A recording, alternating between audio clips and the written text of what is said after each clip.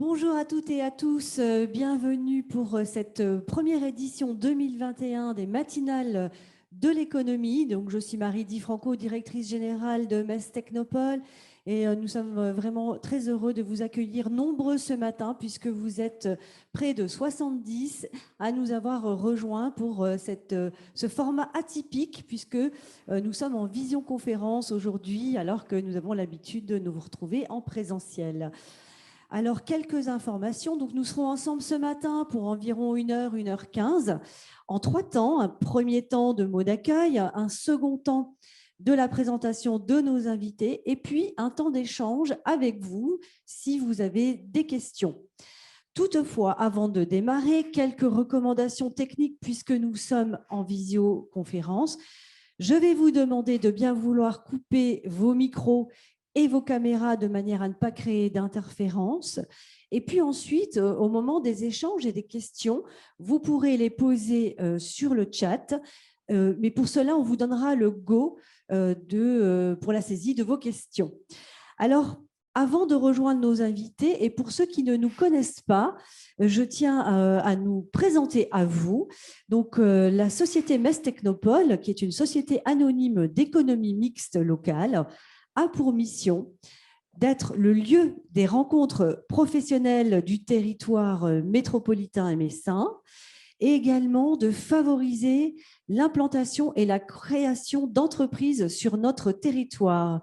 Pour cela, nous avons 4 pépinières et hôtels d'entreprise en proposant des solutions événementielles pour les séminaires, les conférences, comme cette salle de l'amphithéâtre du CESCOM, mais également en proposant des solutions d'hébergement depuis la domiciliation du siège social de votre entreprise, en passant par des espaces partagés de coworking ou encore la location de bureaux individuels, meublés ou non.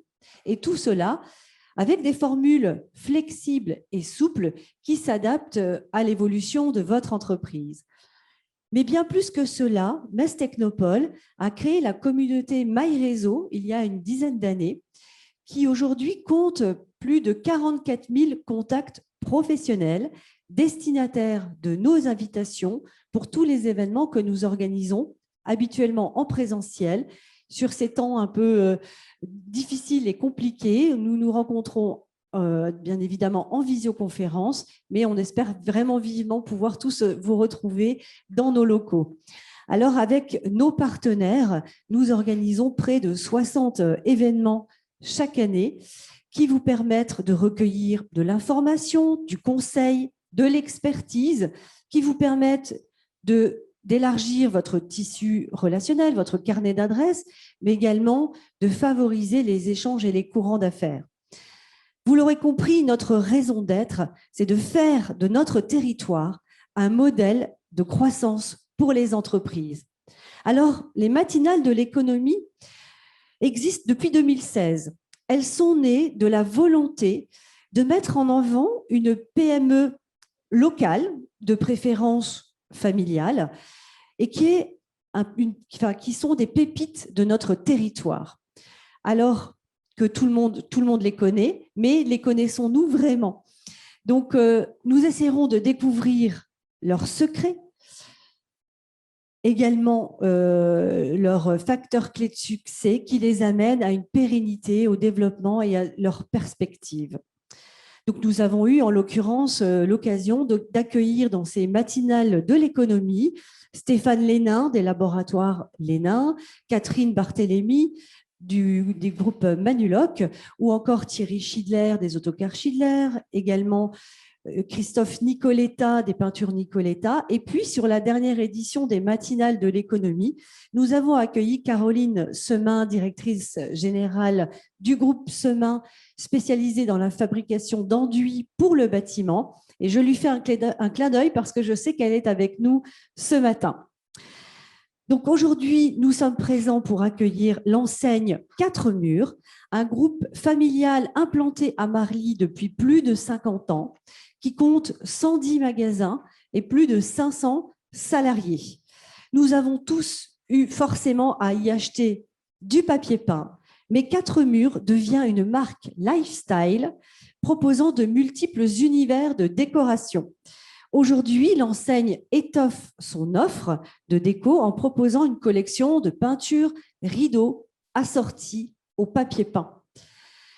La gamme s'élargit également au mobilier, textile déco, objets lifestyle, mais je ne vous en dirai pas plus puisque nos invités sont là. Nous dévoilerons tous les secrets de cette évolution. Alors, je vais me diriger à présent vers nos invités, puisqu'aujourd'hui, nous avons le plaisir d'accueillir Thierry Gagnon, qui est directeur marketing communication, et également donc Christophe Ranchou, directeur du développement commercial. Merci à vous de nous faire l'honneur et d'être présent et d'avoir accepté notre invitation. Et puis également Stéphane Getto, notre journaliste favori. Stéphane Getto, directeur des publications du journal La Semaine, le journal La Semaine qui est partenaire des matinales de l'économie depuis les débuts. Et merci de ta confiance, Stéphane. Nous avons également avec nous Stéphane Kilbertus, directeur général adjoint du groupe UEM, le groupe UEM qui est également partenaire des matinales de l'économie.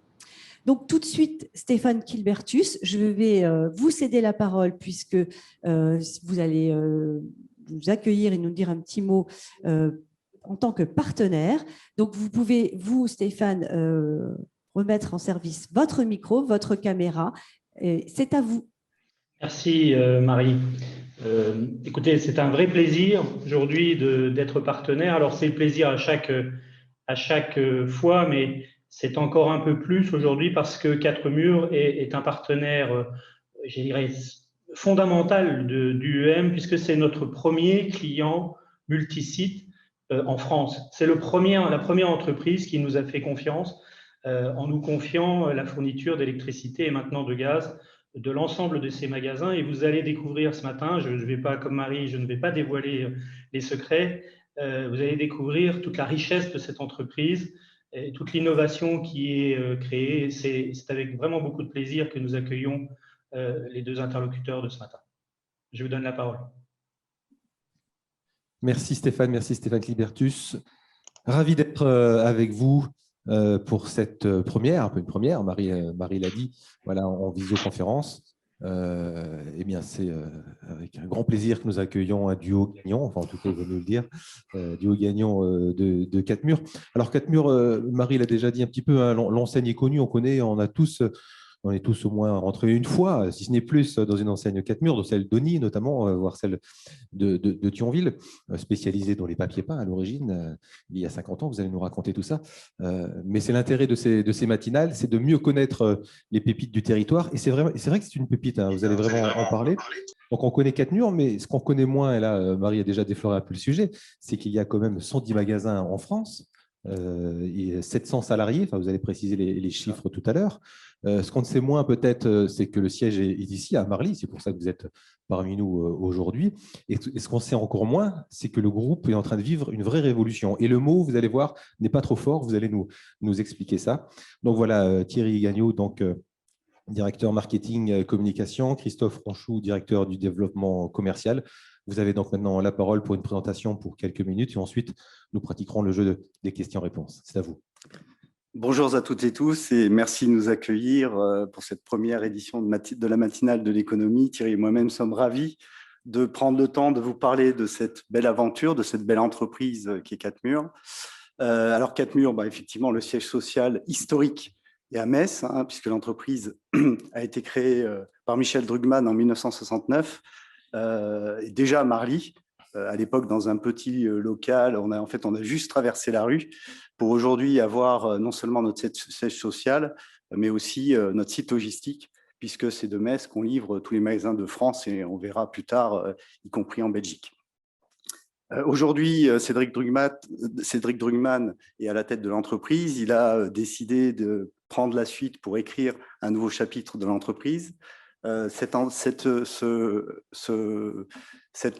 chapitre est riche et multiple et on a… je ne vois pas le… Est-ce qu'on a est-ce que vous voyez, vous ne pouvez pas nous répondre évidemment, mais on imagine que nos invités puissent voir actuellement les slides.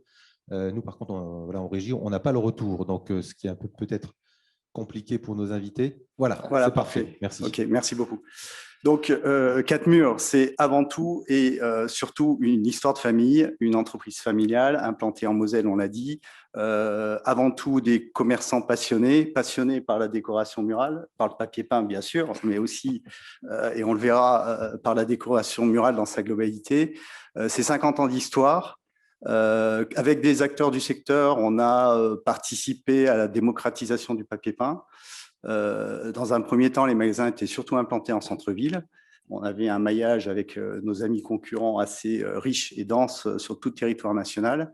C'était les grandes années du papier peint. On a aussi été un des acteurs de la transformation de la grande distribution en France, modeste, mais quand même, puisqu'on a surfé sur l'explosion des zones commerciales. À l'époque où, comme Oni à Metz, la dynamique était forte sur le secteur de la grande distribution. On a connu des belles années. Et puis, depuis un peu plus de 10 ans maintenant, on est confronté à une forte baisse du marché du papier peint. Depuis 15 ans, on peut dire, pour vous donner des points de repère, le marché a baissé autour de 100 millions d'euros, 100 millions de rouleaux annuels. Et aujourd'hui, on doit être autour de 20 millions d'euros. Donc, vous voyez, un marché divisé par 5, il faut quand même avoir les reins solides pour l'absorber. Alors bon, face à cette situation, on pouvait attendre patiemment que le ciel s'éclaircisse. C'est pas trop notre manière de fonctionner. On a plutôt une capacité, une volonté permanente de se remettre en question. Ce qu'on a fait, on a fait depuis un peu plus de 10 ans maintenant évoluer le concept commercial. Avec un certain rafraîchissement, ça nous a permis de tenir les positions, d'être quand même, de rester à la conquête de certains territoires. Ça n'a pas suffi, on sentait que c'était encore très fragile pour s'installer durablement sur le marché et de préserver notre activité. On a même poussé l'expérience jusqu'à un moment à être accompagné par une agence de communication externe qui nous a permis de nous projeter sur une première expérience de concept qu'on a réalisée au concours au nord de Metz. Donc, si vous voulez vivre une partie de l'histoire Catmur, allez visiter ce concept qui aujourd'hui est déjà presque vieillissant relativement à ce qu'on porte au sein de l'entreprise. On a senti se passer des choses, on a défendu des positions, on a défendu notre territoire, notre marché, mais on sentait très bien que ça ne nous permettait pas de nous projeter sur les 10-15 ans à venir et il fallait aller beaucoup plus loin. Sous l'impulsion de Thierry, on a mis en place un petit groupe de travail en mode R&D, un peu la R&D à la Catmur, composé d'un certain nombre de profils différents et riches de collaborateurs de l'entreprise, entre autres des directeurs de magasins. De cette volonté d'études et de perspectives est né un concept qu'on appelle le concept lifestyle. L'intérêt de ce mouvement initié par Thierry ça a été de nous bousculer dans nos certitudes, de nous ouvrir des nouveaux horizons et pas seulement dans un concept qui est finalement qui reste un concept commercial qu'on améliore, mais bien au-delà, puisqu'aujourd'hui, l'idée, c'était de se projeter et d'ouvrir, de commencer à dessiner les contours de ce qui pourrait être, de ce qui est aujourd'hui notre stratégie d'entreprise. Donc, avec une volonté d'avoir une vision du marché et d'essayer d'avoir une idée de ce qu'on pourrait être, de ce qu'on pourrait apporter à ce marché-là, nous, Catmur, avec notre historique, notre ADN, la décoration murale et en particulier le papier peint, mais pas seulement, et comment on peut aller au-delà. Donc, de ce groupe de travail est né un concept commercial qu'on a appelé le lifestyle. Ce concept commercial, à un moment, il a bien fallu le réaliser, même si Thierry était jamais prêt. En tout cas, on n'est jamais prêt quand il y a toujours des choses à peaufiner. On a eu une opportunité, ou en tout cas, on a décidé de s'offrir une opportunité, puisque dans le cadre d'un transfert de magasin à Montivilliers au Havre, en 2015, on a décidé d'implanter, parce qu'en fait, c'était plus facile, on a acheté le terrain, donc on pouvait donner aussi les proportions au site qu'on souhaitait pour ce nouveau concept. Et donc, on a décidé d'implanter la version 0 du concept, un peu notre concept car, qui coûte très cher, mais qui est nécessaire dans l'expérience. On a réalisé cette première expérience donc en 2015. On a senti que commercialement, il y avait des choses intéressantes qui se passaient. On a été à la rencontre de nos clients, mais pas seulement, aussi de nouveaux clients qui nous découvraient. Et vous allez voir tout à l'heure de quoi on parle quand on parle de nouveaux concepts, puisque là, vous avez vu les photos historiques.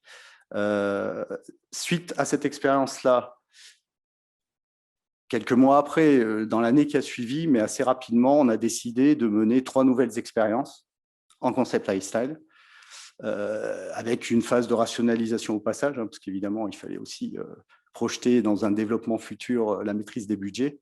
Et donc, on a réalisé 3 magasins l'année qui a suivi, dont 2 en remodeling. Expérience très intéressante, puisque le remodeling permet évidemment, c'est la meilleure expérience pour mesurer l'avant, l'après. Et donc là, on a aussi senti qu'il se passait quelque chose commercialement, que les clients étaient plutôt séduits par le concept. Et dans les mois qu'on suivit, donc finalement sur une période assez courte, on a décidé de ne pas rester au simple niveau du concept commercial, mais d'aller bien au-delà et d'ériger ce concept commercial en stratégie d'entreprise. Et donc, depuis lors, c'est une transformation profonde de l'entreprise, puisque, évidemment, il a fallu aller à la recherche et à la conquête de nouvelles compétences, de nouveaux talents. On a embauché massivement ces dernières années. Il y a une refonte profonde aussi de l'organisation et du management de l'entreprise. Et évidemment, il faut accueillir tout le monde dans les meilleures conditions. Donc, on a réalisé une extension du siège social que je vous invite à l'occasion à visiter ensemble. On l'a fait avec Stéphane Kilbertus. C'était vraiment intéressant d'échanger. Et au travers de ça, on le verra tout à l'heure aussi, donner une impulsion forte sur la refonte de la logistique en robotisant une partie de la logistique parce qu'évidemment, livrer des palettes de papier peint, ce n'est pas la même chose que de livrer des palettes de papier peint, plus des objets de décoration, plus de la peinture, plus du rideau, plus etc. etc. Donc, il fallait qu'on redimensionne l'entreprise. On est rentré dans cette phase-là. Aujourd'hui, on y est. 4 murs, c'est 700 collaborateurs en France et en Belgique, puisqu'on a une entité en Belgique, 110 magasins, et 2020, c'est 100 millions d'euros de chiffre d'affaires. Les magasins sont principalement implantés, donc, on va dire, dans le grand nord de la France. Pourquoi? Pas parce que c'est un choix assumé, mais c'est plus imposé par le marché. La consommation du papier peint est plus importante au nord qu'au sud. Clients du sud en décoration murale préférant la peinture. C'est un peu comme le carrelage et la moquette. On consomme peut-être un peu moins de moquettes en Espagne que dans le nord de l'Europe. Donc, papier peint à la peinture, c'est un peu cette tendance-là. Et forcément, notre histoire de maillage de magasins est aussi imprégnée de cette tendance-là. On peut imaginer qu'avec le nouveau concept, on peut se redonner des perspectives de conquête de territoire un peu plus au sud, un peu plus différent de ce qu'on a connu aujourd'hui. Alors, aujourd'hui, on développe le nouveau concept. Enfin, quand je dis aujourd'hui, ça fait déjà plusieurs années. 4-5 ans maintenant, vous l'avez compris, hein, puisque depuis la version 0 de 2015, aujourd'hui, on est presque prêt de sortir la version 3 du concept, qu'on réalisera d'ailleurs à Oni. Donc, on pourra aussi vous inviter à partager ce moment ensemble. On a un rythme de développement du concept entre 10 et 15 magasins par an. Ce qui est un rythme assez soutenu pour nous, à notre mesure, à notre niveau. Pour vous donner une idée, un investissement sur un magasin, un remodeling complet, y compris travaux seconde œuvre et mise en place de l'aménagement hors stock, avec l'identité visuelle, l'enseigne, etc., c'est entre 600 et 700 000 euros. Donc, 10-15 magasins, voilà, ça fait un budget d'autour de 10 millions d'euros consacré uniquement au développement du parc, plus tout le reste. Donc, c'est un effort important avec évidemment des perspectives de développement commercial fort. Aujourd'hui, on a concentré les efforts sur la rénovation du parc, hein, puisque évidemment, Thierry va en parler, mais on a une volonté aussi de communiquer plus fortement nationalement. Donc, il faut aussi qu'on soit au rendez-vous de la promesse qu'on va faire à nos clients en termes de communication. Le parc, aujourd'hui, c'est 42 exactement magasins transformés en lifestyle. On décide de chaque site, de la pertinence de chaque site à recevoir le nouveau concept ou pas, puisque historiquement, on était plutôt situé sur des emplacements de clientèle de destination. Vous aviez un projet de papier peint tous les 5 ans, 7 ans, 10 ans des fois. Et donc, le client nous trouvait ou allait vers nous dans le cadre de ce projet-là. Aujourd'hui, on a la réussite du concept lifestyle est fortement adossée à une clientèle de flux, une clientèle de mass market qui est obligatoire pour nous pour capter d'abord une nouvelle clientèle et pour bénéficier d'un rythme de fréquence de visite plus important. Donc, soit le site actuel est performant dans ce cadre-là et on le transforme, on fait un remodeling, soit le site n'est pas adapté ou en tout cas n'est pas en adéquation avec ce cahier des charges et donc on décide de le déplacer parce qu'il est sur la bonne zone commerciale de la zone de chalandise, la zone numéro 1. Donc, souvent, c'est plutôt au sein de Retail Park. Par exemple, là, prochainement, on va ouvrir à Clé-Souilly. On se déplace quelques centaines de mètres, certaines fois même quelques dizaines de mètres, mais pour être vraiment au cœur du flux mass market avec un environnement commercial plutôt grand public, d'enseignes d'équipement de la maison ou d'équipement de la personne. Ça, c'est l'autre option. Donc, on se déplace. Et puis aussi, un peu moins ces derniers temps, parce qu'il y a la refonte du parc à mener, mais on ne s'interdit pas, en tout cas, c'est une volonté d'investir ou de reconquérir des territoires sur lesquels on a été et sur lesquels on n'est plus. En particulier, je parlais du Sud, mais on sait que la décoration est un marché plutôt porteur sur les littoraux, l'Ouest ou le Sud. Sud-Est. Donc, on a tous ces projets en tête, on les mène progressivement. 10-15 projets par an, c'est un rythme assez soutenu. On a fait à peu près à peine la moitié du parc. Il nous reste quelques années de travail. Et puis, en parallèle de ça, comme on est tout le temps en réflexion permanente sur des perspectives court, moyen, long terme, on a aussi décidé d'investir la Belgique, alors sous une forme qui était assez simple, je veux dire, limitée à une expérience de rachat d'enseigne, une enseigne qui s'appelle Weldeco, qui est située principalement et uniquement en Wallonie, donc la partie francophone de la Belgique. Cette enseigne-là, c'est une enseigne qui vend aussi du papier peint, qu'on a racheté il y a quelques années, qu'on a laissé vivre. Et aujourd'hui, il fallait rénover le parc. Et donc, on a décidé de projeter le lifestyle, y compris en Belgique. Donc, on a déjà 4 magasins déplacés et transformés en lifestyle en Belgique, principalement Charleroi, Liège et au sud de Bruxelles. On a cette année entre 4 et 5 projets dans les cartons signés, qu'on va aussi réaliser en Wallonie. Et nouveauté aussi qui va nous projeter vers d'autres horizons et d'autres niveaux d'expérience, on va réaliser le premier magasin en Flandre, donc au nord-est de Bruxelles, à Malines.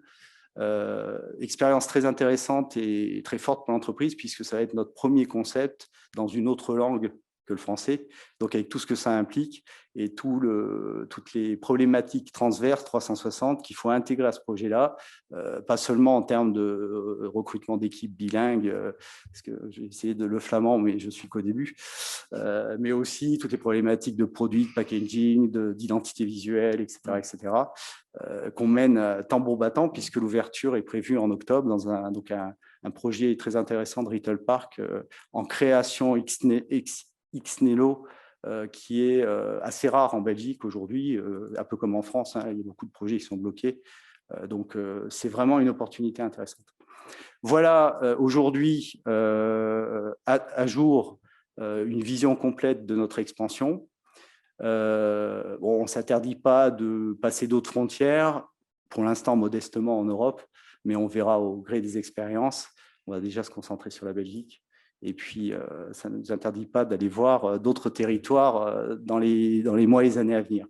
4 Murs, ce n'est pas seulement, évidemment, j'allais dire, ça s'impose aujourd'hui, ce n'est pas seulement un parc de magasins, ce n'est pas seulement un concept commercial, c'est aussi un site web marchand, puissant, qui existe depuis plusieurs années, C'est évidemment un point de contact nécessaire, indispensable dans la relation avec nos clients. Il y a évidemment beaucoup de clients qui visitent notre site avant d'aller en magasin et inversement. Et donc, aujourd'hui, travailler sur le multicanal, c'est obligatoire, on ne peut pas passer à travers. Et ça fait plusieurs années aussi qu'on a mis en place ce site web. Et en parallèle de ça, on assure une présence dynamique et efficace sur les principaux réseaux sociaux, parce que ça permet aussi de communiquer, d'échanger avec nos clients. Et aujourd'hui, on sait très bien que le commerce est multiple et transverse, et il faut qu'on soit présent. Alors, qu'est-ce que ce fameux concept? Quel est l'ADN de ce fameux concept? Je laisse la parole à Thierry, qui va vous en parler. Merci. Alors effectivement, je vais vous présenter assez visuellement des éléments du concept pour ceux qui n'ont pas eu l'opportunité de se rendre dans nos magasins transformés, puisque le plus proche d'ici est situé à Thionville. Notre mission, quelle est-elle aujourd'hui? Eh bien, c'est simplement d'inspirer nos clients par la mise en style de leurs histoires de vie. Alors, quelques précisions, parce que je vais vous montrer des photos qui risquent de trancher énormément avec les deux premières photos qu'on vous a montrées. On l'a fait un petit peu volontairement, les deux extrêmes. Donc, âme sensible, attention. Notre parti pris, quel est-il? On considère que, et je pense que c'est assez simple à comprendre, que finalement, c'est le mode de vie des personnes, enfin la façon dont je vis, qui va conditionner la façon dont je fais ma décoration en interne. Et le deuxième principe, c'est de dire que, et ça c'est simple aussi, une ambiance d'une pièce, finalement, on a toujours tendance dans les magazines, dans la plupart des enseignes, à considérer que ce sont les éléments exclusivement décoratifs qui vont finalement jouer le rôle d'ambiance. Donc, la couleur des murs, les motifs, le mobilier, le coussin, le plaid, le vase avec les jolies fleurs, etc. Nous, on va un petit peu plus loin en considérant que les éléments de ma vie quotidienne participent également à la perception de l'ambiance. Un exemple, une enceinte, hein, on a tous des enceintes sur ma console. Eh bien, si c'est une enceinte Marshall type casual, c'est pas du tout la même perception de l'ambiance que si c'est une enceinte très designée. Autre élément, ça peut être mon sac à dos, enfin mon sac, hein, je rentre du travail, je porte plutôt un sac à dos un peu sportswear, jaune fluo, ça n'a pas du tout participé à la même perception que si j'ai un sac en cuir, etc. Donc tous ces éléments font que dans la salle de bain, mes petits produits de beauté, eh bien, là aussi, ils participent à la perception de l'ambiance. Donc, on n'exclut pas les éléments décoratifs des objets qu'on a qualifiés de lifestyle, mais au contraire, on va essayer de les mettre en musique ensemble pour créer une véritable histoire, une histoire décorative, mais toujours en lien et en connexion avec le moment de vie et ce que je suis en train de faire. Voilà. Alors, pour le concept, le concept commercial, c'est simplement la traduction de ces partis pris. Traduction, donc vous voyez une première photo. Donc là, c'est notre magasin de Abbeville à côté d'Amiens. Et donc là, nous proposons sous un même toit des produits diversifiés qui n'ont de commun que leur originalité. Alors, vous allez voir les photos. L'idée, c'est que vous allez avoir des univers dans ce magasin, différents univers de mode de vie, de style de vie, et des univers avec un style décoratif approprié. Alors voici un premier univers très éloigné des premières photos, un univers qu'on va qualifier chez nous d'urbain, où on a travaillé une collaboration avec un graffeur qui a réalisé le décor que vous voyez au fond, et on a complété ça avec toute une histoire un peu de graphe, où il y a notre styliste a réalisé le cadre avec des t-shirts, etc. Voici des enceintes que nous commercialisons aujourd'hui. Alors parfois des marques connues comme la marque Marshall que vous voyez en deuxième plan. Au-dessus, c'est une marque House of Marley qui est une enceinte que nous avons réussi à dénicher, c'est la famille de Bob Marley qui s'est lancée dans les enceintes et qui aujourd'hui commercialise ce type de produit. On commercialise des parfums. Dans un style beaucoup plus romantique, on vient de lancer une collection qui s'appelle Good Karma, inspirée de la grande tendance en ce moment d'un retour à la spiritualité et à l'ésotérisme. Et vous voyez sur la partie gauche de l'écran, vous trouvez de l'encens par exemple, hein, puisque l'essence aussi, hein, les senteurs, le goût, etc., font partie aussi de la perception que je vais avoir. Mon cerveau va interpréter une ambiance différent si j'écoute de la musique classique, de la musique hard rock, si j'ai une senteur fleurie par rapport à une senteur ambrée, etc., etc. Ça va conditionner aussi la perception de l'ambiance. Donc, on sera attentif aux moindres détails. Ici, dans un style beaucoup plus chic, vous trouvez des papiers peints de nouvelle génération chez nous, stylistiquement parlant. Donc, ça nous a demandé un gros choc de collection qui a été entrepris depuis quelques années pour être en cohérence avec ce concept. Ici, dans un style beaucoup plus famille, vous voyez sur le côté, bon, comment ça vous surprend, mais on vend également de l'alimentaire avec des marques très choisies, très sélectionnées. On ne prend pas n'importe quoi et vous voyez que le merchandising est un merchandising non pas de rayonnage, mais qui est établi sur des tables et qui permet de valoriser les produits. Donc, on va chercher des marques, souvent marques françaises, on va essayer de travailler avec des startups, des marques montantes, un peu plus confidentielles, avec lesquelles on va essayer de monter en puissance ensemble. Ici, un style un petit peu plus scandinave. L'enfant qui est pour nous devenu assez central et qui permet aux familles de venir passer un bon moment et de choisir une décoration complète. Mais on n'oublie pas évidemment notre ADN, la peinture qui a fait partie de nos produits phares. Vous voyez ici, mais dans une vision remodelée, y compris dans nos packaging. Ça marche plus. Ah si, ça y est. Un petit problème de connexion. Bon, bref. Vous voulez revenir en arrière, peut-être là? Est-ce que la régie peut passer en manuel? Voilà. Ça a l'air de fonctionner. Non, là, c'est un petit bug. Vous voulez la suivante? La suivante, c'est possible. On se tourne vers la régie. C'est les aléas du direct pour reprendre la fameuse formule. Alors, juste avant, tout petit peu avant. En tout cas, on voit bien que voilà, nous sommes à des années-lumière. Oui, j'espère que les photos le traduisent. De ce que Catmur représentait peut-être encore dans l'imaginaire, en tout cas dans le mien, voilà. dans mon esprit.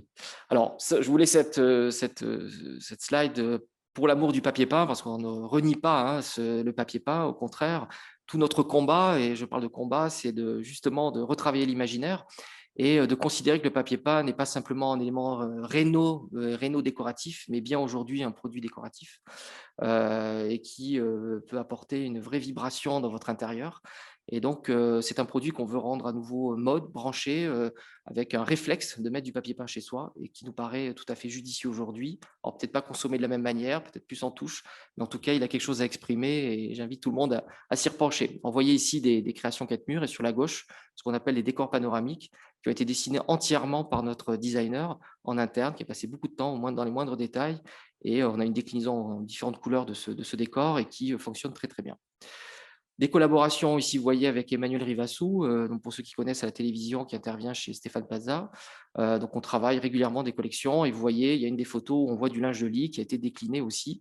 Donc on va jusqu'à du linge de lit lorsque c'est nécessaire. Donc finalement, notre concept, c'est quoi? C'est une expérience par style de vie, je vous l'ai expliqué, des créations et des exclusivités Catmur en grand nombre. Et puis, évidemment, on complète ça par un travail avec des marques, comme je vous le disais, montantes, des marques qui font sens avec notre concept, tout en cherchant à rester complètement accessible. Donc des collections complètes sur une offre produit très large aujourd'hui, mais très sélectionnée. Et nous accompagnons, évidemment, nous avons ce souci-là d'accompagner les clients sur leur expérience déco et la projection. Et nous venons de sortir au niveau digital, avec les équipes digitales, un décorateur virtuel qui permet à tout un chacun, aussi bien aux professionnels qu'aux particuliers, de créer leur ambiance et de pouvoir faire leur choix de produits et de coloration et de motifs. Alors, tout ceci, on vous a présenté nouveau Catmur, un Catmur qui pourrait aussi imaginer changer de nom un jour, tellement on est en train de sortir des murs, sans faire de mauvais jeu de mots. Ceci dit, à partir du mois prochain, et on vous l'annonce ici, on va lancer une nouvelle campagne de communication très importante pour nous, puisqu'elle va signer justement la révélation de tout ce travail, puisque jusqu'à présent, on l'a fait de manière peut-être un peu plus confidentielle. On a eu cœur à travailler l'expérience et à faire le développement en physique. Et donc, ce catalogue que vous voyez ici, qui se trouve également sur la table, est un nouveau catalogue. Vous voyez que la première page n'est pas anodine. On voit une personne, déjà c'est important, donc ça atteste ce côté très lifestyle et vivant hein, du monde de la déco et non pas une photo magazine. Et puis on a un homme cette fois-ci parce que la déco c'est pas qu'une histoire de femmes, c'est aussi une histoire d'hommes et on fait attention à pouvoir répondre à tout le monde. Alors, cette communication à partir du 8 avril, donc c'est un plan de communication qui va démarrer sur les chaînes nationales et TNT, accompagné probablement de radio et de lancement de ce catalogue que vous retrouverez en magasin et pour certains dans vos boîtes aux lettres. Et ce qui va être très important, c'est qu'on va changer notre signature d'enseigne. Oui. Attention, scoop, là, là vous alors, nous livrez. Là, c'est un scoop matinal, hein, attention. Alors, je ne sais pas si tout le monde sera très content en interne qu'on prenne l'initiative de le faire, mais on a trouvé assez sympathique de pouvoir faire ce clin d'œil. Et puis, bon, en Mosellan, c'est important de pouvoir le partager ensemble.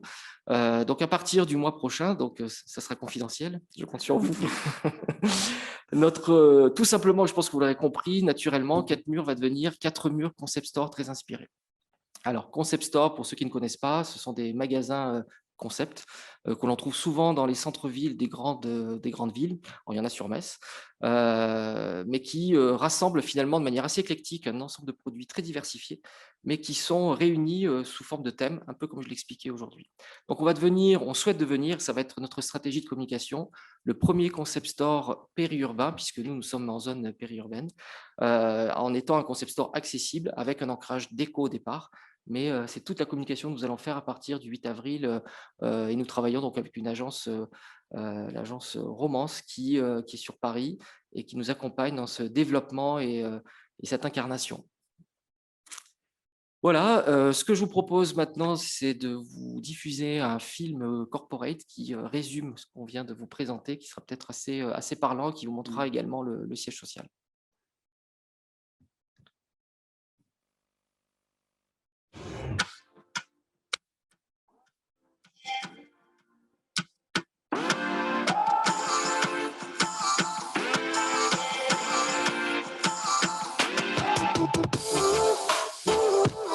J'ai l'impression de participer à une aventure. J'ai envie de dire que tout est possible en fait. On part d'un ancien 4 murs et là il faut réécrire. Ça c'est palpitant. Avant 4 murs, c'était une entreprise essentiellement de papier peint. Et aujourd'hui, c'est une enseigne lifestyle et déco qui fait le trait d'union entre la façon dont je vis et la façon dont je décore mon intérieur. On est en train de faire un gros virage commercial et du coup tout découle au niveau logistique, au niveau magasin, au niveau RH. Enfin, il y a des changements partout. Cette transformation a rejailli énormément au niveau du siège social, ne serait-ce que dans sa configuration, mais aussi dans les profils qui ont rejoint l'aventure. On n'arrive pas comme ça dans une boîte avec la possibilité de créer des choses comme on peut le faire chez 4 murs. L'idée, c'est ça, c'est de repousser un peu les limites et de voir où ça peut nous mener. On peut venir avec nos idées, on peut proposer. En tant que créative, c'est super. Là où on veut aller, c'est faire de 4 murs une enseigne challenger. Et c'est ce qui est en train de se passer dans nos magasins où on voit arriver tout un tas de nouveaux clients, de nouvelles générations qui sont prêtes à se laisser aller à cette signature. Aujourd'hui, on essaye d'accompagner nos clients dans leur espace d'intérieur et dans leur accomplissement d'eux. On m'a dit, quand je suis arrivé déjà, que c'était un horizon. Donc l'horizon est assez large. Le papier peint, c'est tendance. Mais on ne m'y sait pas assez.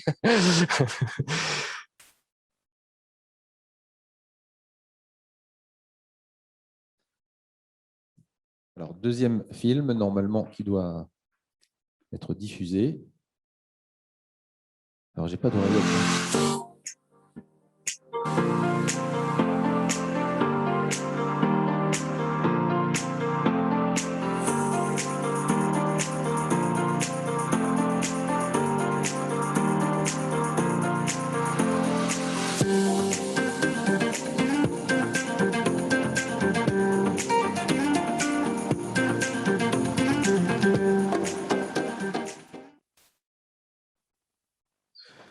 Voilà, merci aux techniciens aussi, voilà, vous avez aperçu. Parce qu'il y a du monde derrière, hein, on ne dirait pas, mais Marie a mis les moyens pour vous assurer pour nous assurer une belle matinale. Bravo en tout cas, Thierry et Christophe, je vous l'avais dit, hein, une révolution. Je ne pense pas que j'ai avoir trop survendu parce que c'est vraiment le cas.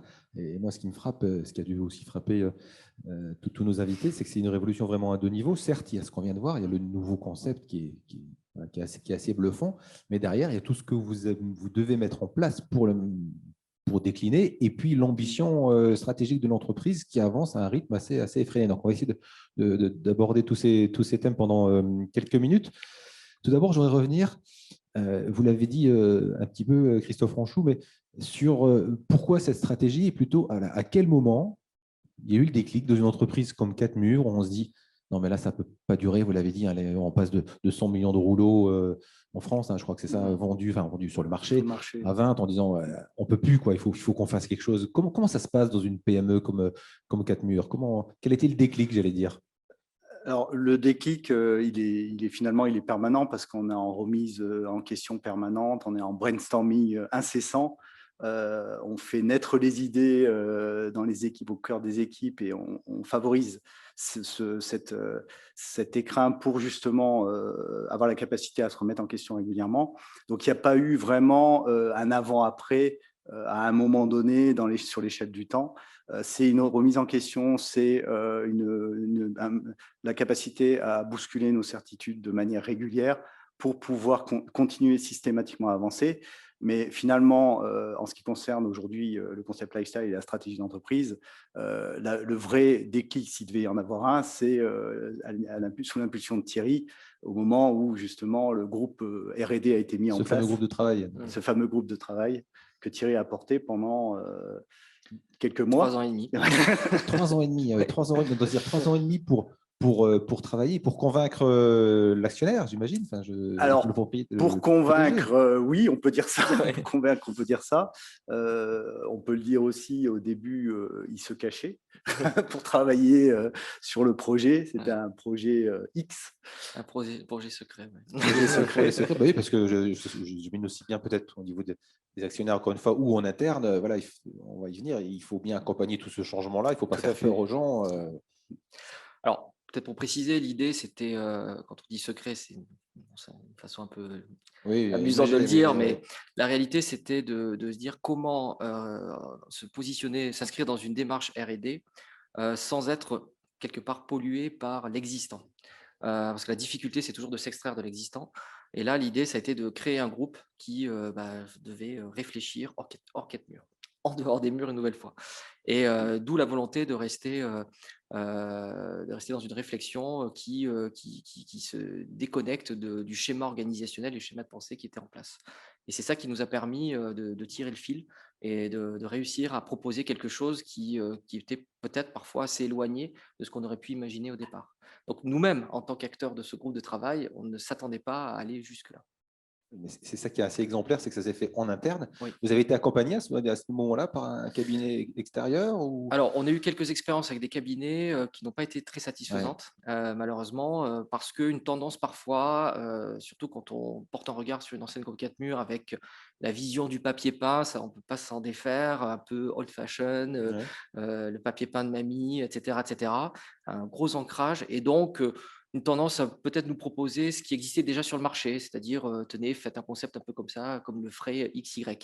Donc, on a plutôt, ensuite, on a coupé ça et on s'est orienté en travaillant avec un professionnel, un designer industriel qui nous a beaucoup accompagnés, qui a été là à vivre l'expérience avec nous en direct et à dessiner en fait le concept en même temps qu'on faisait émerger notre savoir-faire et notre projection d'avenir. C'est assez intéressant aussi, je pense, ça doit faire écho pour ceux qui nous regardent.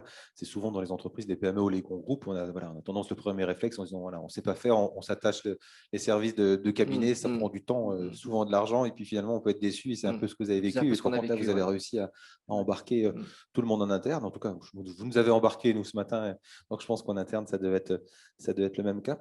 Déroulons encore un peu sur je vais dire le making-of un petit peu de cette révolution.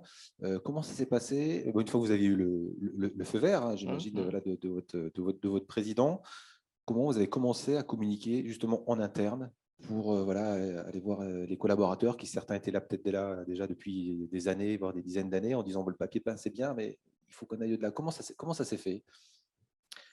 Naturellement, c'était dur. Disons que l'ouverture du Havre, donc Christophe qui a offert sur un plateau ce premier concept, cette première réalisation, je pense que c'était le meilleur ambassadeur, puisqu'il a servi de vecteur de communication en interne. Toutes nos équipes, qu'elles soient magasins ou nos équipes sièges, sont allées visiter le concept.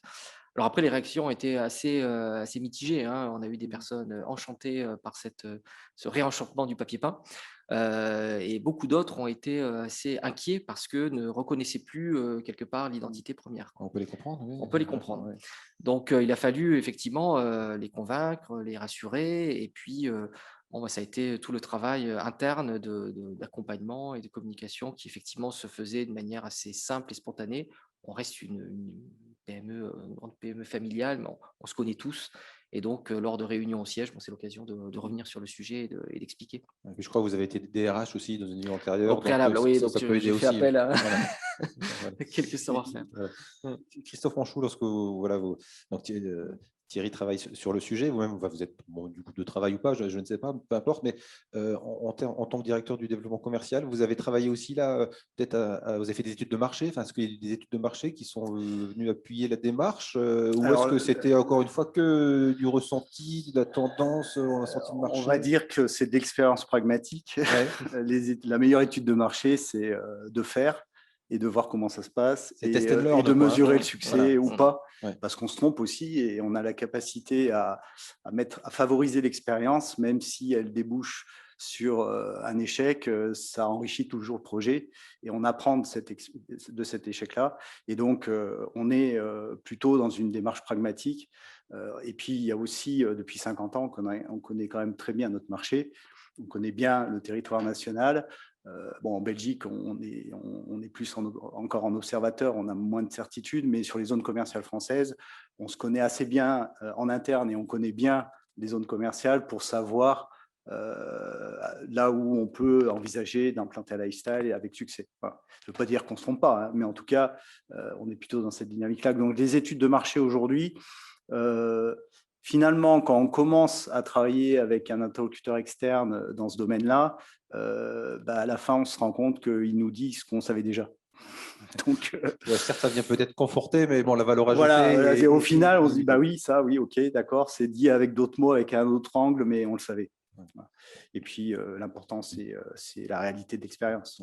Donc, encore une fois, la volonté de faire en interne et de bénéficier d'expertise que vous aviez acquise au fil des années. Si on revient un peu sur le magasin du Havre, c'était le premier. C'était un succès tout de suite, ou est-ce que vous avez dit, justement, on est dans une méthode de test and learn, ou alors ça a mis un peu de temps, entre nous, on se dit les choses. Oui, c'est pas que ça a mis du temps, on avait l'espoir que ce soit beaucoup plus marqué. Et ça a été plutôt progressif.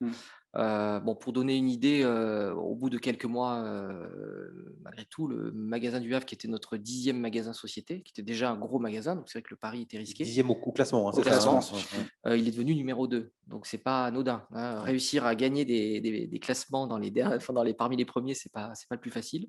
Donc ça a été très satisfaisant de ce point de vue. Bon, maintenant, ce qu'il faut préciser, c'est que le Havre, c'était une nouvelle zone commerciale, donc il y avait pas grand monde. Donc, on s'est déplacé et c'est vrai qu'on ne bénéficiait pas d'un flux naturel. Et donc, avec tous ces éléments, on s'est rendu compte qu'il y avait quand même un succès. Alors après, le succès, il y a le chiffre d'affaires global, c'est une chose, mais il y a aussi la grosse surprise sur les produits que l'on commercialisait. C'est-à-dire que on a rentré dans ce nouveau concept des nouveaux types de produits, donc il n'y avait pas traditionnellement chez Quatmur. Et là, les ventes se sont faites immédiatement. Et c'est plutôt ça l'indicateur intéressant, c'est rapidement, les clients nous ont fait confiance sur cette diversité d'offres et nous a poussé à aller plus loin. Alors, par exemple, c'était quoi à l'époque et peut-être aujourd'hui le best-seller, j'allais dire, de Quatmur aujourd'hui? Alors, ça paraît étonnant, mais le produit, je repense à un produit star, on ne commercialisait pas du tout d'horloge. Ça paraît, on a vendu une horloge qui faisait 90 cm de diamètre, une énorme horloge de 110 €, et ça a été un best. Et donc ça, c'est une grosse surprise, là où nous, on était quand même sur une politique de niveau de prix moyen assez faible. Et là, on a vu qu'on était capable d'aller plus loin. Et deuxième peut-être élément, c'était du mobilier, puisqu'on on servait beaucoup de mobilier pour scénariser nos thématiques, et les clients nous les achetaient.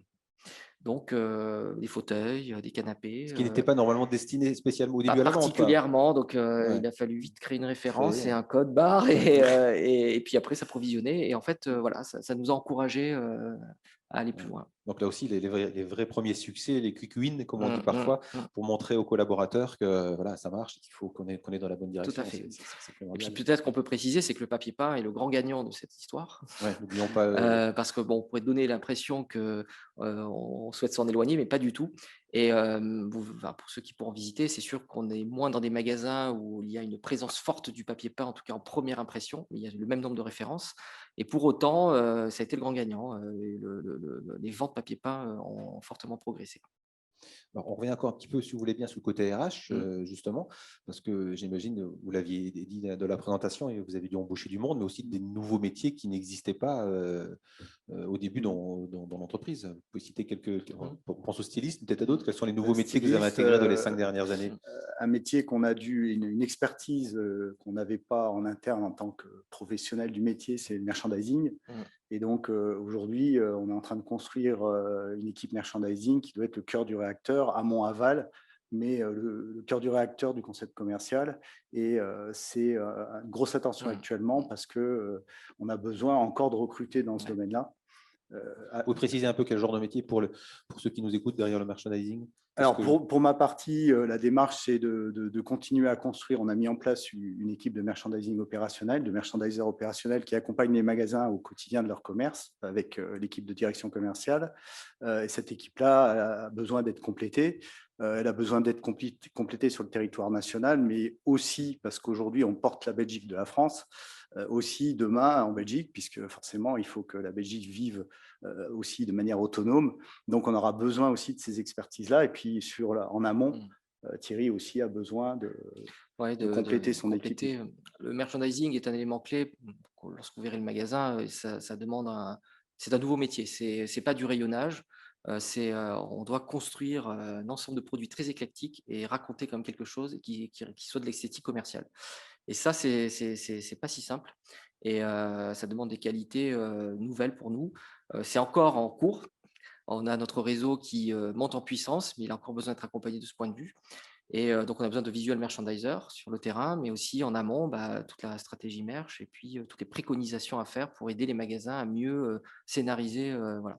Après, d'autres métiers au niveau stylistique, puisque nous avons un gros travail de création. Et puis, de manière peut-être plus large, je pense que dans tous les domaines, on a dû recruter des nouveaux profils. On avance. Autre sujet, on a vu le dernier petit clip, c'est assez spectaculaire, votre centre logistique. Là, on se croirait dans le futur, j'allais dire. Vous pouvez nous en dire deux mots? On savait qu'Amazon arrivait, donc on va essayer de se mettre à niveau modestement. Voilà. Vous pouvez nous en dire un peu plus, quelques chiffres clés sur ce centre-là, peut-être l'investissement éventuellement, si vous pouvez le dévoiler, et puis le nombre de pièces que ça gère. Enfin, je ne sais pas, qu'est-ce que vous avez comme élément clé que vous pouvez surtout, évidemment, l'investissement, parce que c'est autour d'1,5 million d'euros d'investissement. En plus, ça a été aussi un investissement immobilier, puisqu'on a racheté, pour ceux historiques qui ont connu l'ancien magasin Leclerc, donc on a racheté ce site-là pour y installer le robot logistique dont vous avez vu les images. Aujourd'hui, c'est un robot qui nous permet de traiter tous les produits de 50 cm maximum, c'est ça? Oui, 50 cm. Donc en particulier toute la décoration, la petite décoration, les objets, la peinture. Et donc, on est aussi en train de réfléchir avec le directeur logistique actuel sur la pertinence de faire évoluer la qualité du flux logistique, puisque forcément, on a été habitué à un flux qui était adossé à un besoin de livraison plutôt orienté papier, peint, peinture. Et aujourd'hui, il y a du mobilier, il y a des canapés qui ne rentrent pas sur une palette. Et puis au-delà de ça, c'est quelle logistique amont, mais quelle logistique aval aussi, puisqu'on s'est donné l'opportunité de permettre de livrer jusqu'à des grosses pièces chez le client. Et donc, comment on fait? Parce que c'est un métier qu'on découvre aussi. Et donc aujourd'hui, on est prêt à aller jusque-là. Et la problématique logistique, comme beaucoup de métiers, a très très fortement évolué jusqu'à aujourd'hui et doit encore évoluer. On va se donner encore 5 minutes. Après, on passera la question, la parole, non pas à la salle, mais aux internautes. J'allais dire, donc déjà, si vous voulez réfléchir aux questions que vous allez poser sur le chat. On va aller sur le digital, on n'a pas encore parlé, vous avez évoqué le sujet. Aujourd'hui, 4murs.com, parce que je crois que c'est l'adresse, ça représente quoi? Enfin, ça représente quoi? Et est-ce que vous pouvez nous décrire un peu comment justement le multicanal fonctionne? Est-ce qu'on peut déjà, j'imagine, on peut regarder déjà sur le site et puis ensuite venir avec une référence? Est-ce que vos équipes sont équipées aussi de, je sais pas, de tablettes ou d'autres? Est-ce que ça va venir? Alors, on y pense. C'est en cours d'étude. C'est un vrai besoin aujourd'hui identifié. Toute la question, c'est quel outil et quel contenant qu'on mettra à disposition des équipes. Mais effectivement, l'idée, c'est d'aller vers cette digitalisation aussi en termes d'outils, pas seulement en termes de support. Aujourd'hui, on a la capacité, et on en parlera peut-être tout à l'heure aussi, sous l'impulsion de la situation sanitaire qui nous a projetés vers d'autres horizons, et en particulier qui nous a poussé à aller plus vite dans un certain nombre de projets, en particulier, je pense au click and collect, où, par exemple, il y a des interactions fortes entre le site et les magasins, puisque pendant, entre autres, la période de confinement, on a développé, on a mis en place, et aujourd'hui, on a un site et un système de click and collect qui fonctionne très bien, qui a été rapidement adopté par les magasins et qui fonctionne dans un quotidien du commerce de manière très efficace. Alors justement, parce que vous avez évoqué, tendu la perche en quelque sorte, voilà, ça fait 1 an que nous sommes dans cette situation sanitaire complexe. Beaucoup d'enseignes, on dit que beaucoup d'enseignes liées soit au bricolage, soit à la déco, justement à l'univers de la maison, ont pu bénéficier un peu du goût retrouvé des Français pour leur intérieur. C'est le cas, vous le confirmez aussi chez 4murs? Alors effectivement, c'est le cas. On a eu, pendant cette période-là, comme nos collègues et les enseignes d'équipement de la maison, bénéficié de cet intérêt fort des Français, de la clientèle pour leur intérieur. Donc, comme entre enseignes de décoration, comme les cuisinistes, comme les GSB, etc., on a bénéficié de cet élan-là. Mais je dirais pas seulement. Je pense que pendant cette période-là, on était prêts. On n'a jamais été aussi prêt à accueillir nos clients dans les meilleures conditions, avec un concept donc déjà plutôt bien abouti, en tout cas qui avait déjà passé un certain nombre d'étapes. Finalement, on a capitalisé grâce aux 5 ans de travail passés. C'est pas que la situation qui a fait que. Et puis, on peut le dire aussi, avant la crise sanitaire, on était déjà en progression à 2 chiffres. Donc, on ne s'est pas effondré, tant mieux, et on est plutôt dans cette configuration de marché qui fait que l'année a été plutôt intéressante pour nous, mais très fortement en dents de scie. Alors, effectivement, une année intéressante. Le début d'année se poursuit sur la même tendance, pourvu que ça dure, et on va se battre au quotidien pour que ça dure. Quoi qu'il en soit, au-delà du court terme, notre métier, c'est de nous projeter sur les 10 ans à venir, 15 ans à venir, et de projeter l'entreprise dans cette direction-là, d'accompagner nos clients dans leurs projets de décoration, et avec, finalement, c'est notre force aussi et surtout, des collaborateurs passionnés du commerce, passionnés de la décoration. S'ils sont passionnés comme vous, j'imagine, on n'a pas d'inquiétude pour 4murs. On peut peut-être passer aux questions des invités. Des invités chez vous, à votre bureau, derrière votre écran. Marie. Tout à fait. Donc, pour passer aux questions, nous allons faire appel à Maëlys Puagnol, qui nous concocte tous ces événements organisés par MyRéseau. Donc, Maëlys est en régie. Y a-t-il une première question, Maëlys? Oui, tout à fait. Alors, on a une question de Jean-Louis Bure qui nous demande si le développement de franchise en réseau est envisageable.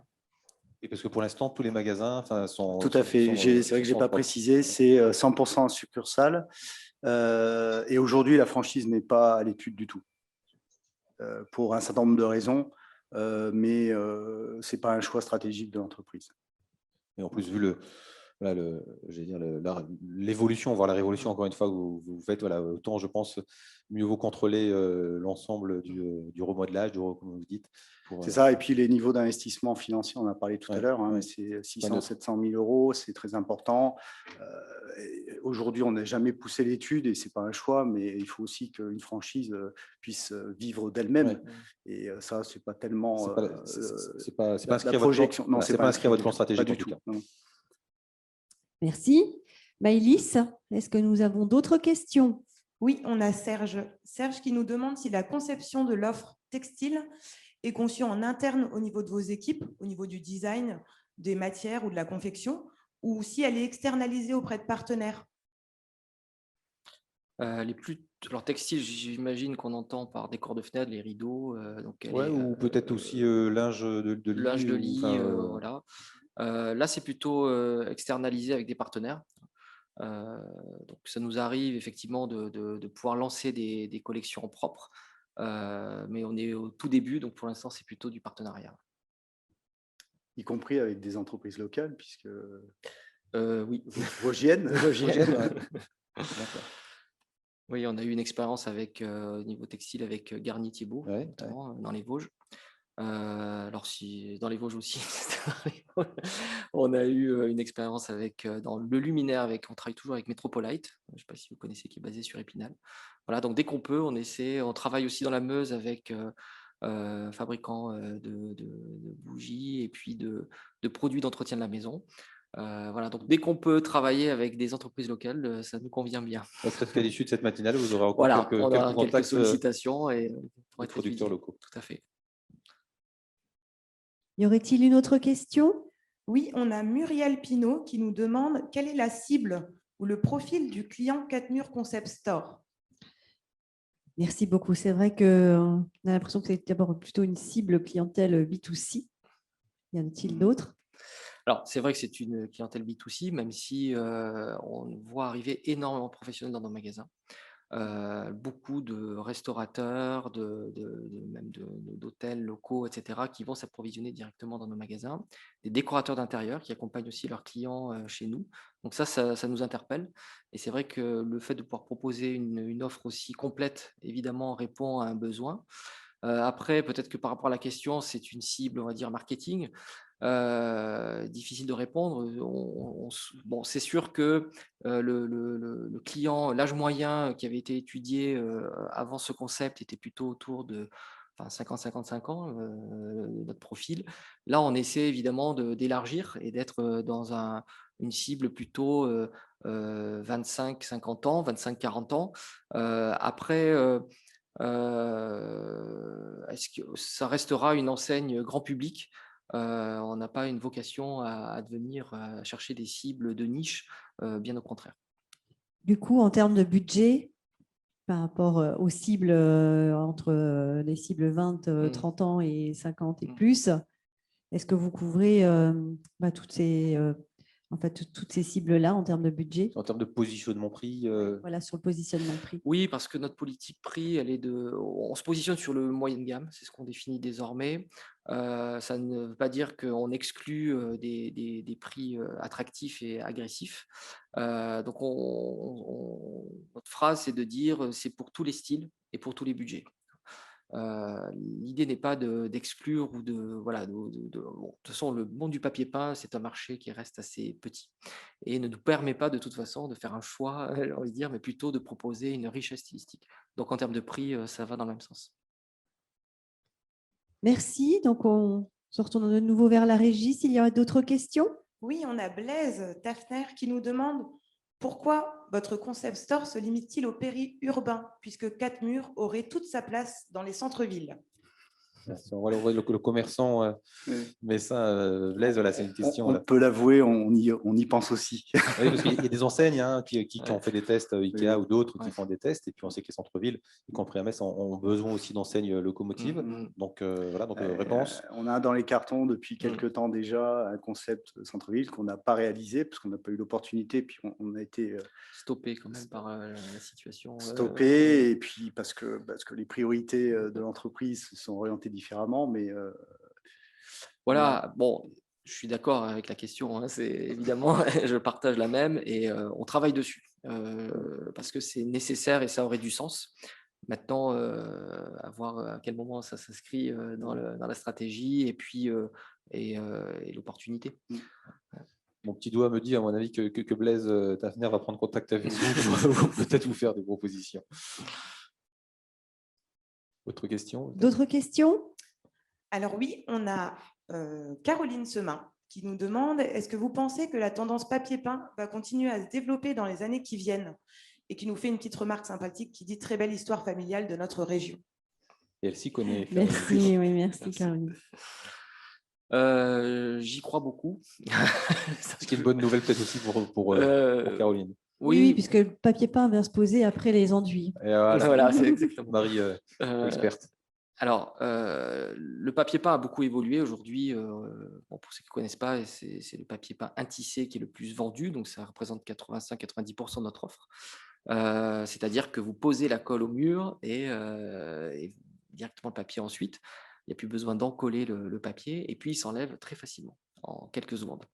Donc, il n'y a plus cette problématique de pose et de dépose. Alors, au-delà de ça, même si à l'époque, effectivement, on tapissait l'ensemble des murs et le plafond, la consommation était réduite puisqu'on est plutôt sur une consommation de signature, d'avoir un seul mur, etc. Mais si chaque foyer met au moins un mur tapissé, on retrouvera les volumes et donc c'est tout notre travail. Et je pense que c'est plus une question de, au-delà de la tendance, c'est de représentation de ce produit. On a passé des années, effectivement, et on en est certainement responsable, d'une représentation d'un produit assez vieillissant. Souvent, à la télévision, dans l'émission d'Écho, il y a quelques années, on disait il faut enlever ce vieux papier peint pour mettre de la peinture. Le vieux papier peint, on associait forcément papier peint à vieux. Je crois qu'aujourd'hui, on voit tout ce qu'on peut faire stylistiquement parlant. Et c'est vrai que c'est notre devoir d'accompagner aussi nos clients qui étaient restés peut-être sur des codes stylistiques passés, même si c'était réactualisé, mais d'aller vers autre chose. Et je crois qu'on est en train de réussir progressivement le pari. Et ça se voit par le type de consommateurs qu'on voit arriver chez nous et même les professionnels qui viennent, qui maintenant affichent une certaine fierté aussi d'avoir mis du papier peint, y compris dans leur commerce de centre-ville. J'en vois de plus en plus du papier peint quatre-murs, quels que soient les centres-villes, même à Paris. Et donc, j'y crois beaucoup. Voilà. Merci. Encore d'autres questions? Oui, on a Monsieur Bétinger qui nous demande, en allant sur le marché de la décoration, avez-vous ou craignez-vous la réaction de ceux qui y sont, par exemple Ikea, qui développerait ses ventes de peinture et papier peint? Alors, c'est déjà le cas.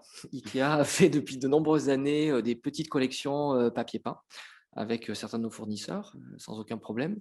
On a plutôt tendance à penser que plus il y aura d'acteurs de papier peint, mieux ce sera. Donc, ça ne nous pose pas de problème.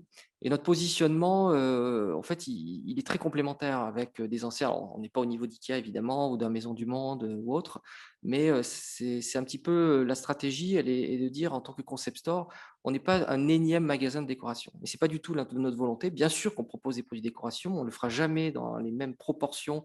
Ce serait beaucoup plus ciblé, sélectionné, comme je le disais. Et donc, on vient se positionner en challenger, en marge d'un territoire déjà bien rempli, beaucoup d'acteurs. Et c'est là où c'est intéressant pour nous de se positionner comme concept store. Donc voilà, alors après, moi, Maison du Monde a déjà fait du papier peint, Monoprix a fait du papier peint, ça me va très bien. Ça prouve que le papier peint est redevenu tendance. Hein. Voilà, exactement. Oui. D'autres questions? Oui. Oui, donc la dernière question qui sera de Monsieur Mayer. Dans votre plan de développement, le centre des décisions est-il au siège à Marly avec des mutualisations par prestataire de services ou les magasins sont-ils autonomes dans leur choix, y compris pour la Belgique? Alors, d'un point de vue expansion, donc conquête de territoire ou perspective de déplacement de magasins dans le cadre de l'implantation de nouveaux concepts, les décisions sont prises, j'allais dire, tous ensemble. On a aussi pour habitude d'impliquer très fortement les directeurs de magasins, y compris dans l'expansion, parce qu'évidemment, un directeur de magasin, sa volonté, c'est de vivre au quotidien de son commerce, mais c'est aussi avoir la capacité d'être réactif et d'être attentifs à l'évolution des zones commerciales. Et donc, l'efficacité de notre expansion est adossée à cette collaboration multiple transverse entre le terrain et le siège. Le terrain pour la vision locale et l'attention portée au quotidien sur les évolutions des zones commerciales, et puis au national avec une vision un peu plus large que je peux avoir au travers des contacts multiples transverses, y compris avec nos collègues des autres enseignes. Et en Belgique, c'est la même chose.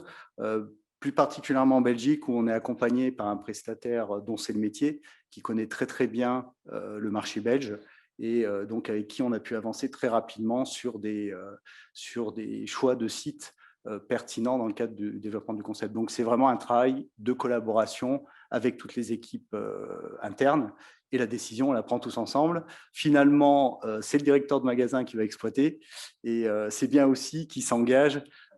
Alors, on ne le fait pas signer en bas de la page, mais en tout cas, il s'engage avec nous, et le risque, on le prend tous ensemble quand on décide d'implanter un magasin ou d'ouvrir un magasin. Ouais, tout le monde est embarqué. Dernière question, après je laisse Marie conclure, je me permets juste pour revenir sur le magasin Doni, donc le nouveau concept, c'est prévu pour quand? Parce qu'on a hâte de venir voir maintenant. Hein. C'est d'ici à la rentrée, ce sera fait. D'ici à la rentrée, donc rendez-vous est pris. Marie. Il me semble que pendant la préparation, Thierry était un peu plus optimiste. Hein. Vous avez parlé du début de l'été, oui, mais on est en peut-être. train de... Voilà, il y a un certain nombre d'éléments qu'on est obligé de prendre en compte, mais de toute façon, ce sera fait d'ici à la rentrée. Ouais. On espère bien, effectivement, au mois de juin. On verra. Alors, vous l'avez entendu, vous l'aurez compris, cette maison fondée en 1969, c'est même une année historique, pour d'autres raisons, par Cédric Drugman, hein, vous l'avez dit, connaît un virage important grâce à une équipe dynamique, et on vous remercie vraiment de nous l'avoir démontré ce matin, qui fonctionne en mode projet, on l'a compris aussi, hein, format R&D, donc en mode projet, qui partage, qui est à l'écoute aussi des remontées des gens de terrain, en fait, des magasins, et qui sait être aussi à l'écoute évidemment des clients et des tendances, et qui a fait du papier peint à la fois un accessoire de décoration, mais aussi de mode. Donc, une transformation profonde d'une entreprise, comme nous avons pu l'entendre, avec une adaptation au marché, au mode de vie, qui vous permet de traverser les décennies. Vraiment, bravo à vous. Un grand merci à vous, Christophe, et à vous, Thierry. Merci également à Stéphane, comme d'habitude, qui a mené ces interviews avec une main de maître. Merci à vous tous qui avez participé à cet événement. Merci également à Stéphane Kilbertus qui nous a suivis jusqu'au bout. Merci à vous tous qui avez posé des questions, qui avez participé, qui avez enrichi cette matinale de l'économie. Nous vous souhaitons une très belle journée, puis on vous dit à très bientôt. Suivez-nous sur les réseaux sociaux pour avoir l'actualité en live de tous nos événements. À bientôt, belle journée à vous.